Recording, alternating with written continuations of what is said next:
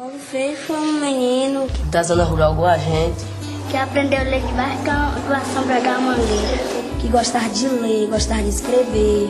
Foi um homem que queria transformar o mundo.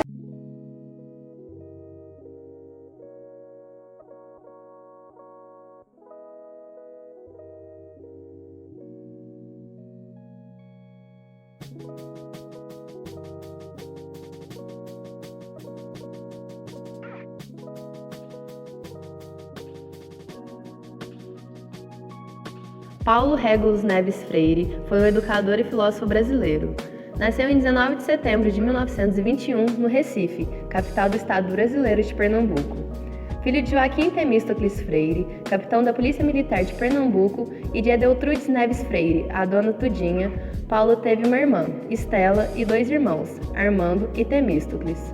Morou na cidade de Recife até 1931, quando foi morar no município vizinho de Jaboatão dos Guararapes, onde permaneceu durante 10 anos. Ele foi alfabetizado pelos pais à sombra das mangueiras da casa onde nasceu, na Estrada do Encanamento, 724, no bairro da Casa Amarela. Escrevia no chão, com gravetos, as primeiras palavras de sua infância. A educação que ele recebia dos pais era diferente, era dialógica, e certamente isso influenciou bastante em sua vida toda. A mudança da família para Jaboatão se dá em razão da crise de 29, e foi nessa mesma cidade que, aos 13 anos, perdeu seu pai, vítima de uma queda de cavalo.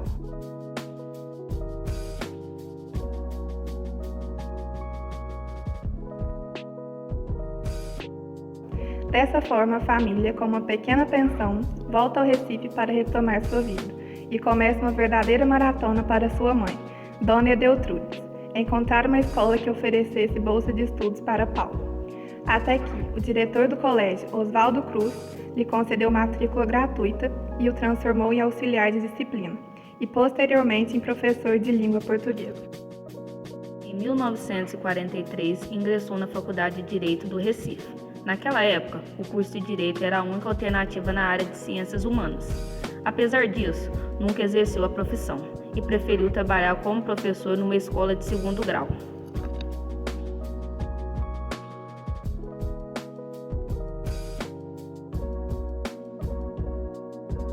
Em 1944, se casou com Elza Maria Costa de Oliveira, professora primária, com quem teve 5 filhos: Maria Madalena, Maria Cristina, Maria de Fátima, Joaquim e Lutgardes.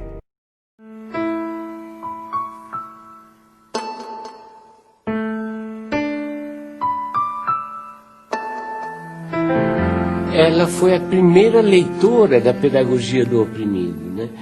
Ou seja, ela tinha uma sensibilidade, por exemplo, muito grande para escolher as palavras geradoras do método de alfabetização.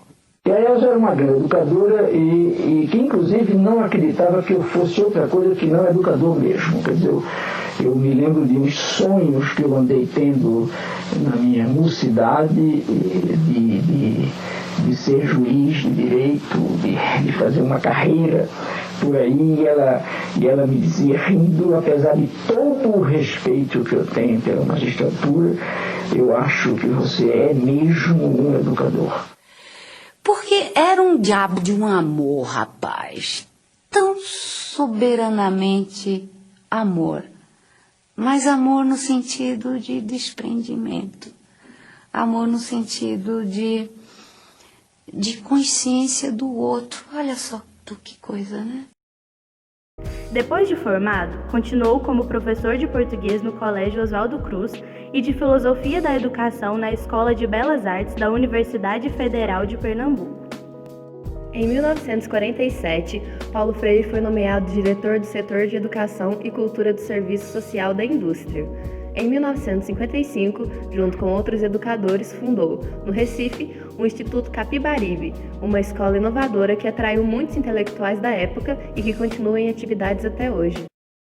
Capibaribe foi fundado no governo Cid Sampaio, que era um governo de esquerda na época, prefeito do Recife, por famílias progressistas. Então, os ideólogos da escola foram Paulo Freire e Dona Raquel Crasto, que era uma filha de carroceiro que se destacou como pedagoga. As escolas eram as tradicionais, né? As religiosas e as públicas.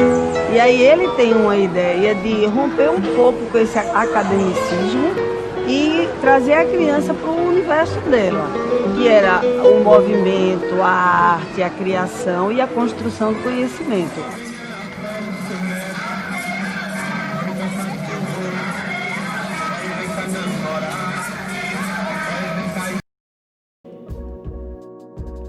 Preocupado com o grande número de adultos analfabetos na área rural dos estados nordestinos, que formavam um grande número de excluídos, Paulo Freire desenvolveu um método de alfabetização baseado no vocabulário do cotidiano e da realidade dos alunos. O método Paulo Freire consiste numa proposta para a alfabetização de adultos, no qual ele mesmo afirmou ter desenvolvido, enquanto era diretor do Departamento de Extensões Culturais da Universidade do Recife, quando formou um grupo para testar o método na cidade de Angicos, no Rio Grande do Norte. Nessa localidade, alfabetizou 300 cortadores de cana-de-açúcar em apenas 45 dias. Isso porque o processo se deu em apenas 40 horas de aula e sem cartilha. Naquela época a gente trabalhava em agricultura, eu trabalhava o dia, quando chegava em casa de 5 horas, 5 e meia, tomava banho, jantava e ia para a escolinha, né? Com os cadernos escondidos dentro da camisa, não sabe? Porque quando Paulo Freire chegou aqui, era uma revolução grande, que ele era comunista. Começou assim, apareceu um jipe aí na rua, na cidade, né, anunciando essas escolas, essa escola que ia ter. Aí mamãe disse, você não vai não, se for quando seu pai chegar eu faço ele dar uma surra. Digo, eu me importo aí, me ajuntei mais minha irmã, digo, vamos embora. A alfabetização era baseada em 12 a 15 palavras apenas, que continham todos os principais fonemas da língua portuguesa.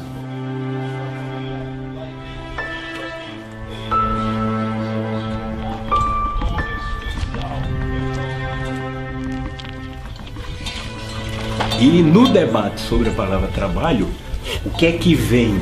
Vem as condições de trabalho. Aí evoca discussão sobre trabalho, condições de trabalho, remuneração de trabalho, entende? Garantias, direitos, deveres. Na época, analfabeto não votava. Então você imagine o que era, você passa a ter mais ou menos 6 milhões de novos eleitores em um ano.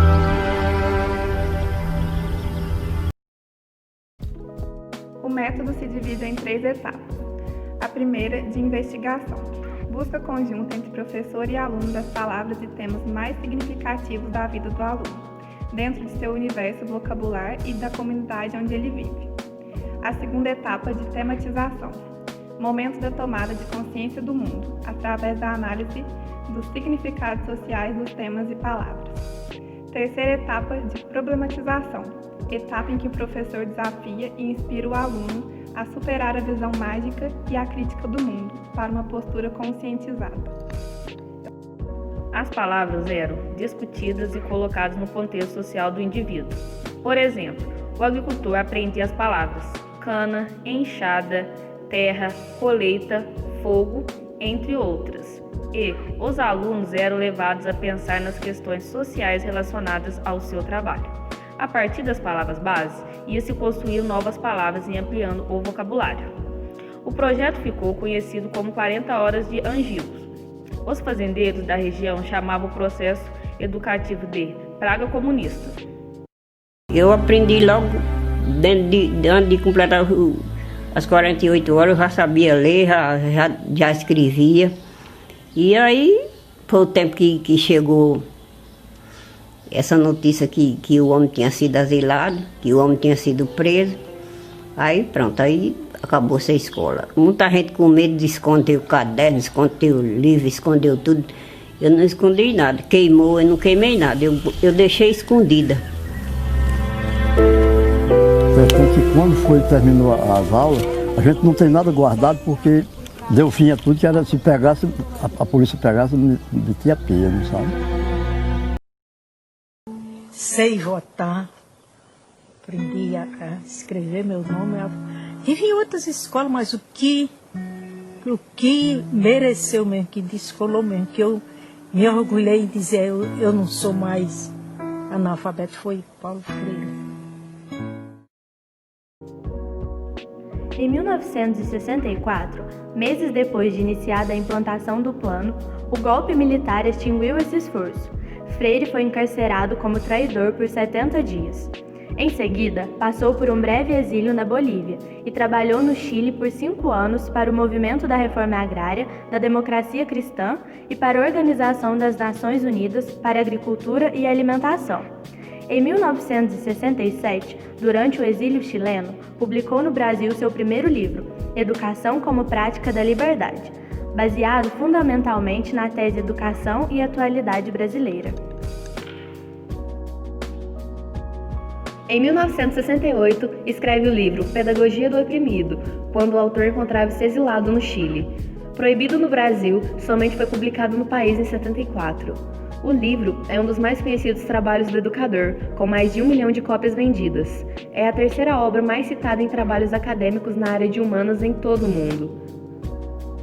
Propõe uma pedagogia com uma forma de relacionamento entre professor, estudante e sociedade. O livro continua popular entre educadores do mundo inteiro e é um dos fundamentos da pedagogia crítica.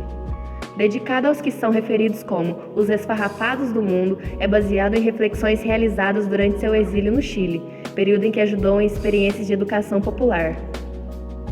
Freire inclui uma detalhada análise de relações entre os que ele chama de colonizador e colonizado, utilizando como base a dialética do senhor e do escravo, extraída na fenomenologia do espírito de Hegel. Na pedagogia do oprimido, eu sou até um pouco, às vezes, duro com relação às lideranças revolucionárias e políticas que se sentem proprietárias do saber revolucionário e que desprezam completamente o saber, as dúvidas, os medos, os sonhos, as aspirações das massas populares. Entende? Isso não é revolucionário, coisa nenhuma, isso é reacionarismo. E eu denuncio isso fortemente na pedagogia do oprimido. Em 1971, funda, com outros exilados, o Instituto de Ação Cultural, em Genebra. Dedica-se de modo especial ao trabalho de educação em alguns países africanos. Em 1979, obtém seu primeiro passaporte e visita São Paulo, Rio de Janeiro e Recife. E em 1980, retorna ao Brasil para lecionar na PUC de São Paulo e na Unicamp. Em 1986, recebe o Prêmio Unesco da Educação para a Paz e no dia 24 de outubro do mesmo ano, morre sua primeira esposa, Elza Maia Costa de Oliveira.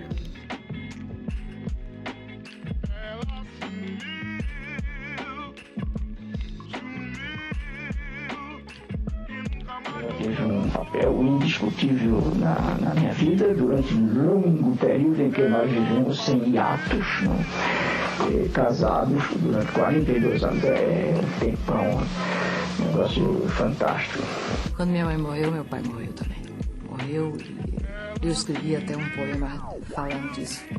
Quando minha mãe morreu, eu perdi meu pai. Fiquei órfã de pai e mãe e vou por aí. E ficou um pedaço de pai conhecido e um pai completamente desconhecido, que era aquele meio morto. Quando a Elza morreu, é óbvio que um cara que amou desse jeito, quando morreu a pessoa que ele amou, morreu nele e com ele um bando de coisa. E inclusive morreu a vontade de viver. No dia 27 de março de 1988, casa-se em cerimônia religiosa no Recife com Ana Maria Araújo, e em 19 de agosto em cerimônia civil, quando ela passa a assinar Freire, apelidada de Nitra. E além de conhecida desde a infância, era sua orientadora no programa de mestrado da Pontifícia Universidade Católica de São Paulo, onde foi professor. Ambas as esposas foram reconhecidas por Paulo como importantes em sua carreira, inclusive quando o educador dedicou seu título de doutor honoris causa na PUC de São Paulo, a memória de uma vida e a vida da outra. Eu me lembro, vocês vejam que a coisa não é fácil, de recuperar, é que só hoje eu me sinto disponível a escrever e a dar aula. Só agora. E eu não tenho dúvida nenhuma de que isso só está ocorrendo por causa de Anitta. Quer dizer, Anitta então é outra mulher. Quer dizer, vocês devem dizer, poxa, para ti é difícil viver sem mulher. É impossível, não é difícil. E aí me enamoro da Anitta. E ao me enamorar da Anitta, eu me reenamoro do mundo. Quer dizer, a Anitta me traz o mundo de novo. Então, no momento eu diria a vocês, por exemplo, a minha vida deve enormemente a Elza. E no momento do silêncio de Elza, a minha vida começou a dever enormemente a palavra de Anitta. Ainda em 1988, quando o PT venceu as eleições municipais paulistanas, iniciando-se a gestão de Luísa Erundina, Freire foi nomeado secretário de Educação da cidade de São Paulo. Exerceu esse cargo de 1989 a 1991. Dentre as margens de sua passagem pela Secretaria Municipal de Educação está a criação do movimento de alfabetização de jovens e adultos, MOVA, um modelo de programa público de apoio às salas comunitárias de educação de jovens e adultos que até hoje é adotado por numerosas prefeituras e outras instâncias de governo. Em 1991, foi fundado em São Paulo o Instituto Paulo Freire, para estender e elaborar as ideias de Freire. O Instituto mantém até hoje os arquivos do educador, além de realizar numerosas atividades relacionadas com o legado do pensador e a atuação em temas da educação brasileira e mundial. A missão do Instituto é educar para transformar, dando continuidade e reinventando o legado freiriano na promoção de uma educação emancipadora, combatendo todas as formas de injustiça, de discriminação, de violência, de preconceito, de exclusão e de degradação das comunidades de vida, com vista à transformação social e ao fortalecimento da democracia participativa, da ética e da garantia de direitos. Freire morreu de um ataque cardíaco em 2 de maio de 97, às 6h53 da manhã, no Hospital Albert Einstein, em São Paulo, devido a complicações de uma operação de desobstrução de artérias. Não sei por que você se foi, quantas saudades eu senti, e de tristeza vou viver. Aquele adeus não pude dar, você marcou minha vida, viveu, morreu minha história, chego a ter medo do futuro, e a solidão em minha porta bate.